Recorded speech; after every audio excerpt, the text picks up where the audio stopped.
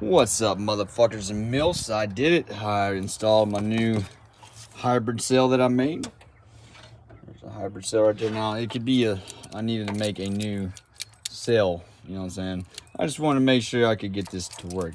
We're using the same vacuum that we used before, so how about we go take our maiden voyage. And we are back on the first maiden voyage, and it did well.